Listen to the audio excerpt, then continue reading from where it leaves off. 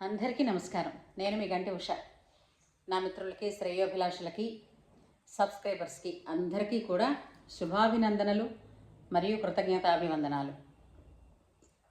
జయ శ్రీరామ్. గత వీడియోలో రాముడు వనవాసానికి బయలుదేరుతున్నానని నాన్నగారి దగ్గర సెలవు తీసుకోవడానికి వచ్చినప్పుడు దశరథుల వారు మరొక మాట అన్నారు. నాయన, నేను ఇప్పుడు వృద్ధాప్యం అయిపోయి నీకు చెందాల్సిన రాజ్యాన్ని మరెవరికో అది నీ హక్కై ఉండగా నేను ఇతరులకి దానం ఎలా ఇవ్వగలను? అలాంటిది నేను వరం ఇచ్చేశాను. అందుచేత నా బుద్ధి సరిగ్గా పనిచేయటం లేనందున నువ్వు నన్ను అదుపులోకి తీసుకుని చెరసాలలో వేసి రాజ్యాన్ని స్వాధీనంలోకి తీసుకుని పాలించు అని చెప్పి, నువ్వు రాజ్య పాలనలో ఉండు, ప్రతిరోజు ఒక్కసారి ఆ చెరసాల ముందుకొచ్చి కనిపించి వెళ్ళవయ్యా.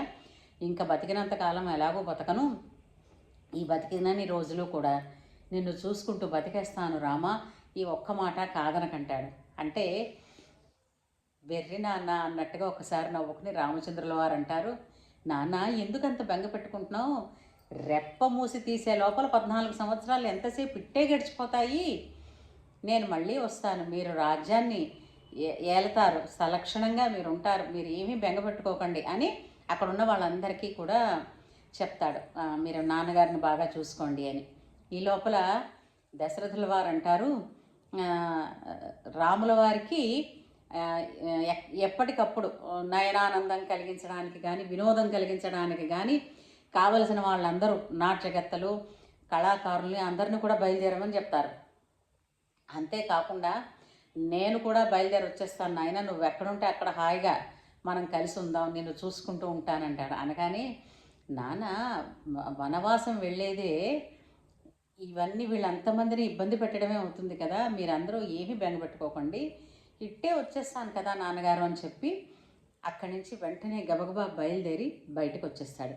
ఇక్కడ మనం ఒక మాట చెప్పుకోవాలి. దశరథుల వారికి దక్షిణ నాయకత్వం ఉంది. 300 మంది భార్యలు ఉన్నారు. 300 మంది భార్యలు ఉన్నారు, 3 రాణులు ఉన్నారు. అంటే రాణులు భార్యలు కారా?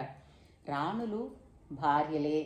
భార్యల కన్నా కూడా కింగ్తో సమానమైనటువంటి అంటే పవర్ ఉన్నవాళ్ళు అన్నమాట.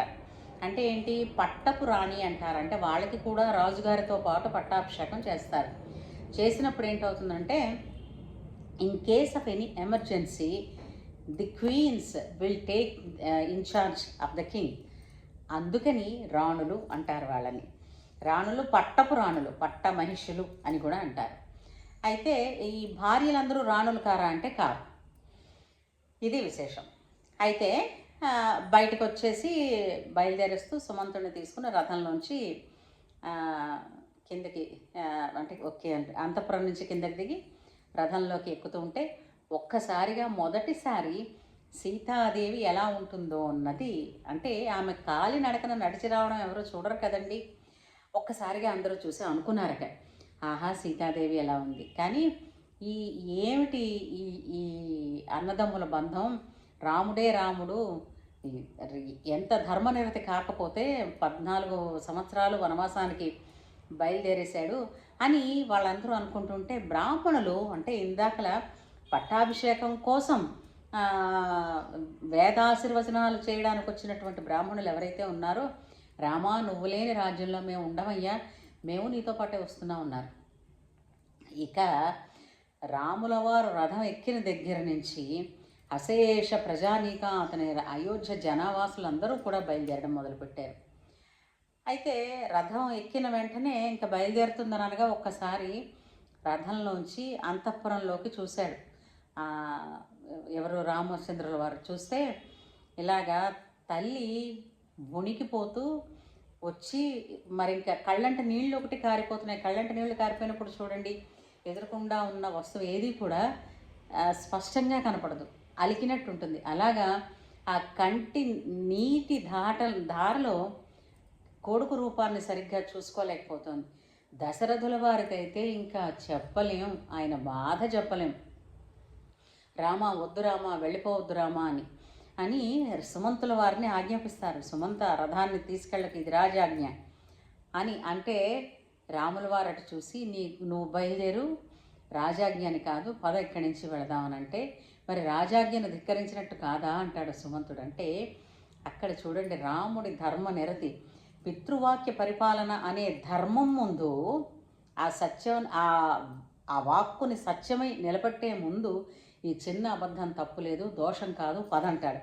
నీకు అంటే తర్వాత అడుగుతాడు కదా, నేను ఆగమన్నా నువ్వు ఎందుకు ఆగలేదని దశరథుడు అంటే, నాకు వినపడలేదని చెప్పొచ్చు అని చెప్పమంటాడనమాట. అన్నారు. రథం బయలుదేరిపోయింది. ఇంకా సాధ్యమైనంత మంది రాముల వారు వెనకాతలు వెళ్ళారు.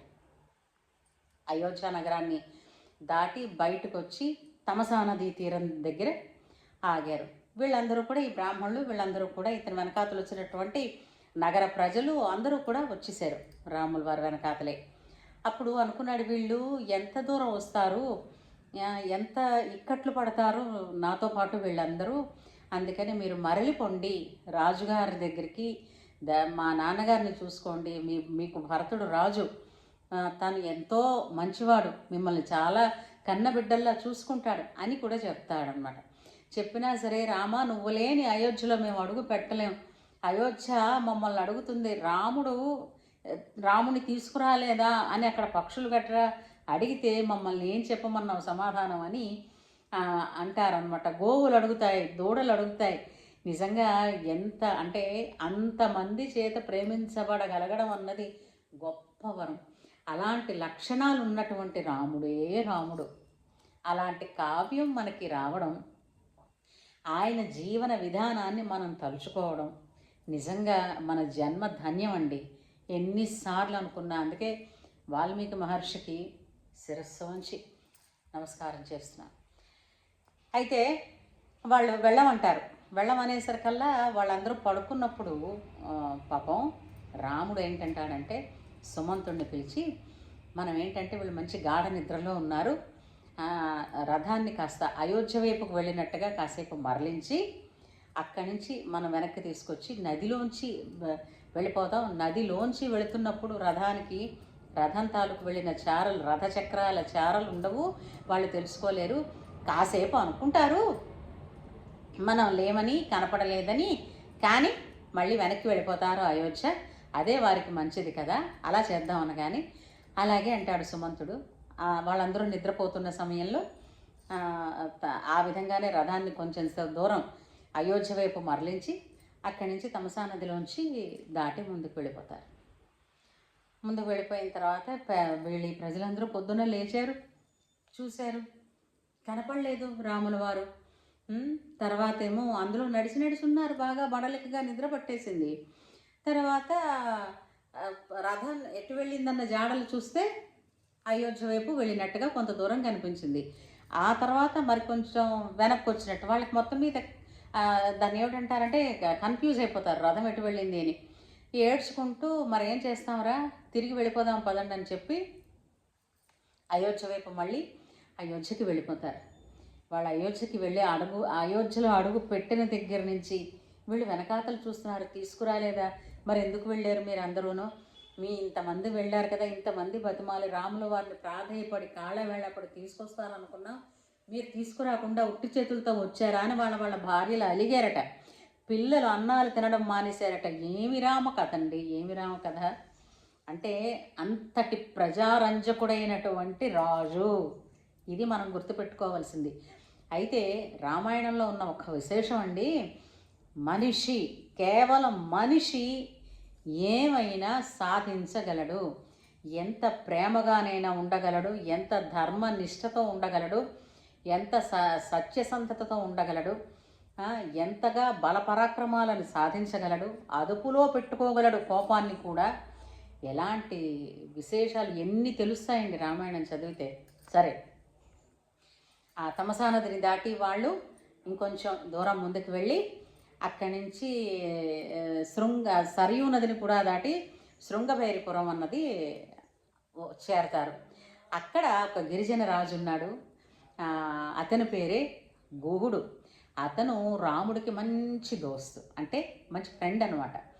అయితే రాముల వారు వస్తున్నారు అన్న సంగతి తెలియగానే గుహుడు మొత్తం రాముల వారి రథానికి, గుర్రాలకి, తర్వాత సుమంతుడికి, మిగిలిన వాళ్ళందరికీ, సీతాదేవికి తన భార్యతోటి తన గూడెం ప్రజలతోటి కూడా ఏం చెప్తాడు, రండి రాముల వారిని ఇక్కడి నుంచి పంపించొద్దు, మనతో పాటే ఉంటారు, వనవాసమే కదా ఇక్కడ, చేయించేద్దాం, మనందరం కలిసి ఉందాం అని చెప్పి ఎన్ని రకాల అంటే ఒక రాజుగా రాముడు ఎన్ని రకాలు తింటారో అన్ని పదార్థాలను రెడీ చేసుకుని వస్తాడు రాముల వారి సన్నిధిలోకి. రాగానే రాముడు అక్కడ ఉన్న ఒక చెట్టు దగ్గర కూర్చుని తను ఏం చెప్తాడంటే, నేను మా గుర్రాలకి ఆహారం పెట్టు, నేను ఇక్కడే ఉంటాను, మేము కందమూలాలు అవే తింటాము, ఎందుకంటే ఎప్పుడైతే అయోధ్యను ఆయన విడిచిపెట్టారో ఆ క్షణం నుంచి ఆయన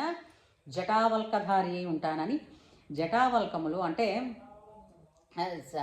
జుత్తుని రోజు దువ్వుకోవడాలు అన్న సంస్కరించుకోవడాలు లేకుండా జిల్లెడు పాలు పోసి ఏమిటది ముడి చుట్టేస్తే ఒక అట్ట కట్టేసి ఉండిపోతుంది ఆ జుట్టు, ఇంకా ముడి ఊడడాలు గట్రా ఉండదు, అది జట ధరించడం అంటారు.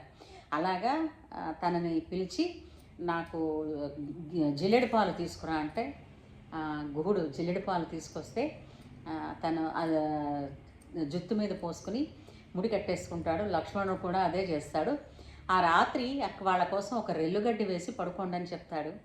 అంతే కదా, మరి లోపలికి రానన్నాడు, ఆతిథ్యం స్వీకరించనన్నాడు. తర్వాత ఆ రెల్లుగడ్డి మీద పడుకున్నాడు రాముడి పక్కనే సీతాదేవి. ఇంతమంది ఉన్నారు చూడండి, ఆడవాళ్ళు అలా పడుకోలేం కదా సహజంగా, కానీ హాయిగా భర్త నిస్పూచిగా పడుకుని ఉండగా ఆయన పక్కన పడుకుంటానన్నట్టుగా చక్కగా పడుకున్నారు ఆవిడ సీతాదేవి. చుట్టూతా ఈ గిరిజనులందరూ కూడా వాళ్ళని అపురూపంగా చూసుకుంటున్నారు. వాళ్ళు పడుకున్నారు, వాళ్ళకి ఏ ఇబ్బంది కలగకుండా చూసుకోవాలని వాళ్ళని చూసి అలా ఒక పక్క మురిసిపోతున్నారు, ఒక పక్క బాధపడిపోతున్నారు. అలా ఉండగా లక్ష్మణుడికి కూడా నేను పక్క వేస్తాను, నువ్వు కూడా పడుకో అనగానే ఒక్కసారిగా ఆయన అంటాడండి, ఎలా అంటే చూడండి కథం, ఆయన అన్న మాట కూడా ఎలా పడుకోమంటారు, అంతటి సుగుణాభిరాముడు, అపురూపమైనటువంటి బిడ్డ, అలాంటి వాడు రాజు అయి మహాభోగాలు అనుభవించవలసిన వాడు ఇలా పడుకున్నాడు రెల్లుగడ్డి మీద, హంసతూనికా తల్వాల మీద పడుకోవలసిన వాడు. అది చూస్తూ ఇంత ధర్మ నిరతితో ఉన్నవాడికి ఇన్ని బాధలు ఉంటాయా, ఇన్ని కష్టాలు వస్తాయా మా అన్నగారికి అని అంటూ నాకెలా నిద్రపడుతుందయ్యా, నేను పడుకోలేనంటాడు.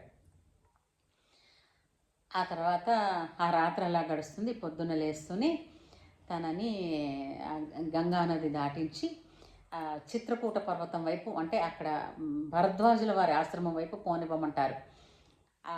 గుహుడేమో వీళ్ళని తన నావ ఎక్కించి తీసుకుని వెళ్తారు. ఇక్కడ చూడండి, మిగిలిన సినిమాల్లో చూపించినట్టుగా నీ కాలు దుమ్ము సోకితే రాయి ఆడదయిందట, అందుకని నీకు నా పడవ తాకితే ఏంటవుతుందో కాళ్ళు కడుపుతానని ఏమీ లేదు.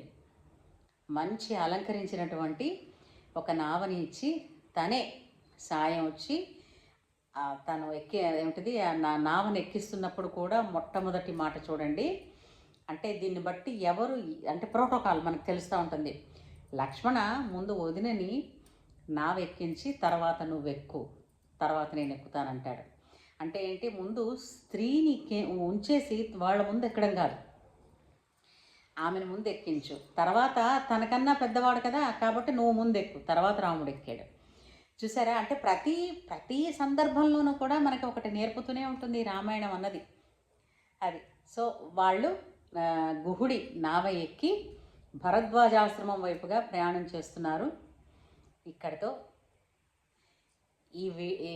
ఈ కథని మనం ఫుల్ స్టాప్ అంటే కామా పెట్టుకుని మళ్ళా వీడియోలో భరద్వాజాశ్రమానికి వెళ్ళినప్పుడు భరద్వాజ ఆశ్రమంలో ఏ విశేషాలు జరిగాయో అవన్నీ కూడా మనం మళ్ళీ మాట్లాడుకుందాం.